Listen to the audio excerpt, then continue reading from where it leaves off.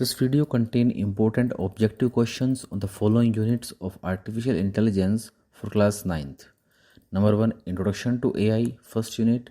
Second unit, AI project cycle. And the third unit, Artificial Neural Network. Start करते हैं. Question number 1. Who is the father of AI? This is John McCarthy.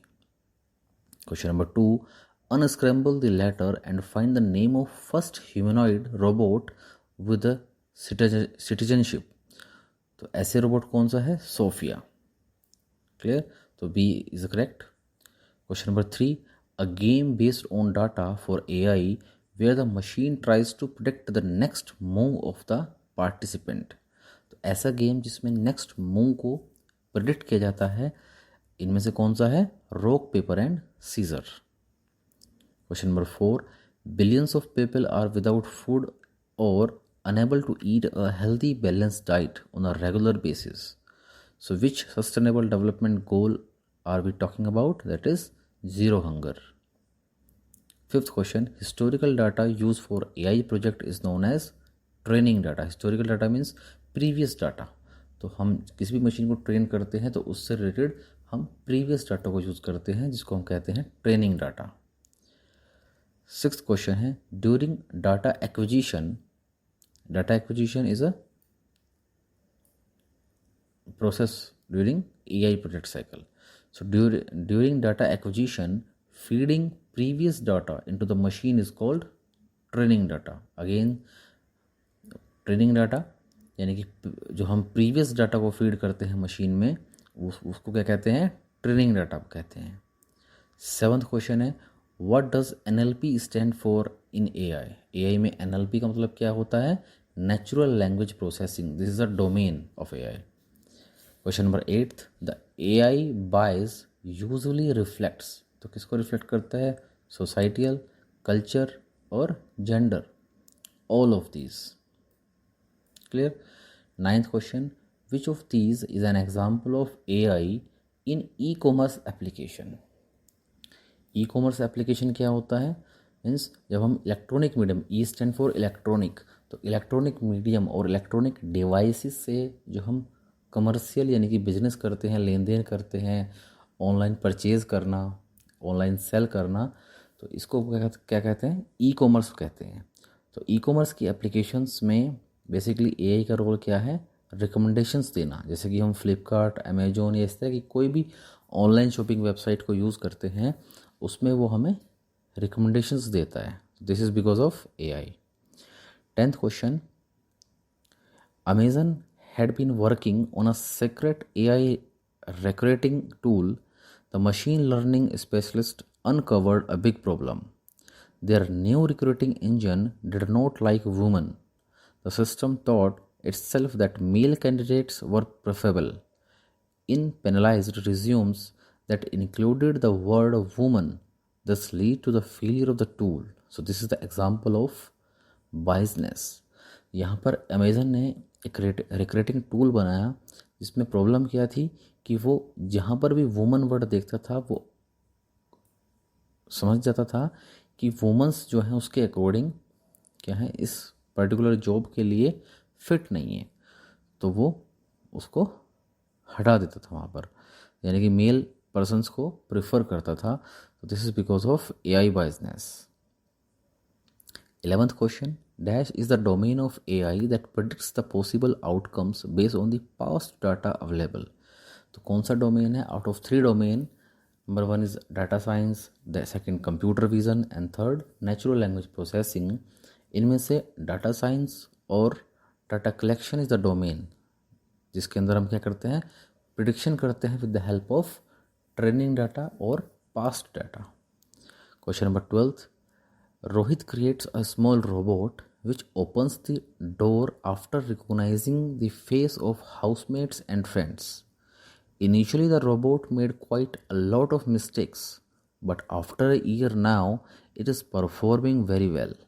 What type of technologies do you think robot has used that its capability of recognizing faces correctly improved with time?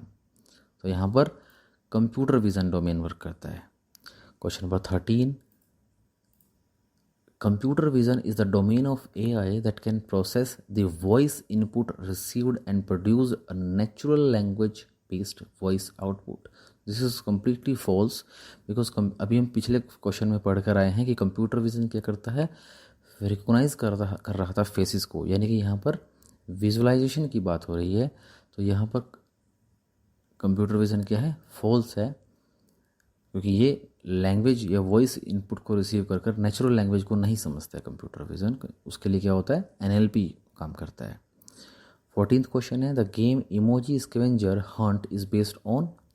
Emojis क्या हैं, facial expressions हैं जिनको computer समझता है और उसके feelings को वो समझ सकता है कि उस इमोजीज में, उस फेशियल एक्सप्रेशन में क्या फीलिंग्स हैं। तो ये किसकी हेल्प से होगा, कंप्यूटर विजन की हेल्प से होगा। 15th question, bias in an AI system maybe comes through both the developer and the data. Question number 16th, dash is the process by which the problem is scoped in AI project cycle. तो AI project cycle में first stage होती है problem scoping and this is the process by which the problem is scoped. 17th question है, choose the 5 stages of AI project cycle in correct order. यहाँ पर first stage होती है problem scoping, second stage data acquisition, third data exploration, fourth modelling and the fifth one is evaluation. Answer D is correct.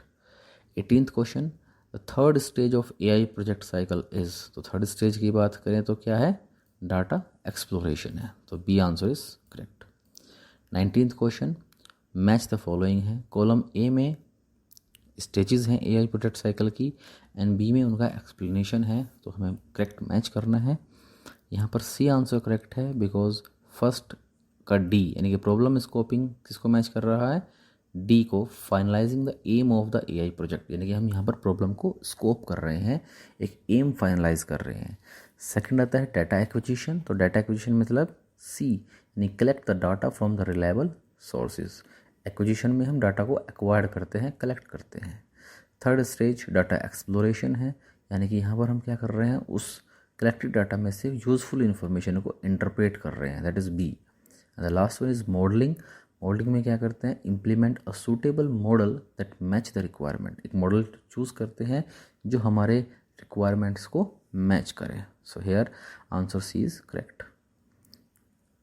20th question, the nature of the problem determine in which of the following block of 4 W's। Problem scopy के अंदर हम एक method use करते हैं 4 W's canvas problem, जिसके अंदर 4 W's आते हैं, that is who, what, where and why. इनमें से ही पूछा है कि नेचर ऑफ द प्रॉब्लम कौन बताता है, तो नेचर मीन्स कि प्रॉब्लम क्या है, तो वो बताएगा what. Answer C is correct. 21, dash help us to summarize all the key points into one single outline so that in future whenever there is a need to look back at the basis of the problem we can take a look at it and understand the key elements of it। ये इसमें answer B correct है। Problem statement template होता है जिसकी help से हम कभी भी प्रीवियस में हमने क्या बनाया था, उसके क्या बेसिक्स थे, वो सब हम देख सकते हैं और आसानी से समझ सकते हैं। 22, name any 2 method of collecting data, यानी एक्विजिशन डाटा। जब हम डाटा एक्वायर्ड करते हैं तो ऐसे कौन कौन से मेथड्स हैं, कौन कौन से सोर्सेज हैं जहाँ से हम रिलायबल डाटा को कलेक्ट कर सकते हैं, तो that is survey and interviews. Answer B.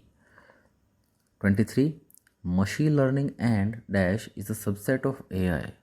As you already know the machine learning and deep learning both are the subsets of AI।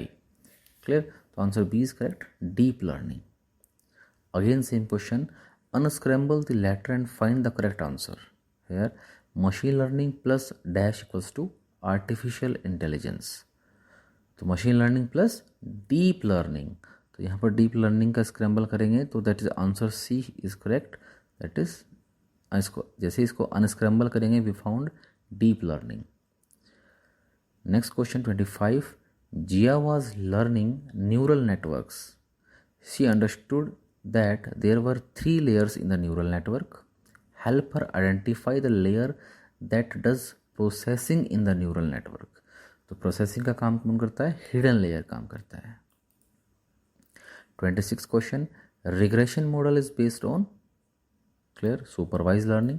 Supervise learning में ही दो मॉडल्स हम पढ़ते आए हैं अपने सिलेबस में। First is regression and the second one is classification model. 27th question है, choose the correct option. यहाँ पर इसमें से एक सेम करेक्ट मैच को हमें चूज़ करना है। जैसे फर्स्ट है unsupervise learning labelled data set, तो ये गलत हो गया क्योंकि अनसुपरवाइज लर्निंग में अनलेबल्ड डाटा यूज़ किया जाता है। सेकंड क्वेश्चन है सुपरवाइज लर्निंग में लेबल डाटा सेट, तो यहाँ तक करेक्ट है। सुपरवाइज लर्निंग में लेबल डाटा यूज़ होता है एंड लेबल डाटा में रिग्रेशन भी यूज़ होता है, तो आंसर बी करेक्ट होगा। क्लियर है। थर्ड की बात करें तो थर्ड अनसुपरवाइज्ड है, अनलेबल डाटा है, यहाँ तक करेक्ट है। बट अनसुपरवाइज में क्लासिफिकेशन नहीं होगा। क्लासिफिकेशन जो मॉडल है वो अंडर सुपरवाइज लर्निंग आता है। डी में सुपरवाइज लर्निंग है बट अनलेबल डाटा है, जबकि सुपरवाइज लर्निंग में लेबल डाटा आता है, तो इसका करेक्ट आंसर होगा B. 28th regression model required non continuous data for prediction, this is false because regression model में जब हम प्रेडिक्शन करते हैं, मॉडल प्रेडिक्शन करेगा तो उसको कंटिन्यूस फॉर्म में डाटा रिक्वायर्ड है। सो कंटिन्यूस फॉर्म में डाटा मिलता रहेगा प्रीवियस और वो फ्यूचर को प्रेडिक्ट करता रहेगा। 29th question, classification and regression are based on, तो अभी हम पढ़ कर आए कि classification and regression both are based on supervise learning. Clear. And this approach is learning based. Clear. 30th question and last question of this video, the continuous data is required to train the AI enabled machine by which model? continuous data अभी हमने बात की कि continuous data किस में required होता है? Regression model में रिक्वायर्ड होता है। ठीक है। अगर continuous data रिग्रेशन मॉडल को नहीं मिलेगा तो वो प्रॉपरली प्रेडिक्शन नहीं कर पाएगा। This is all about this video. Thank you.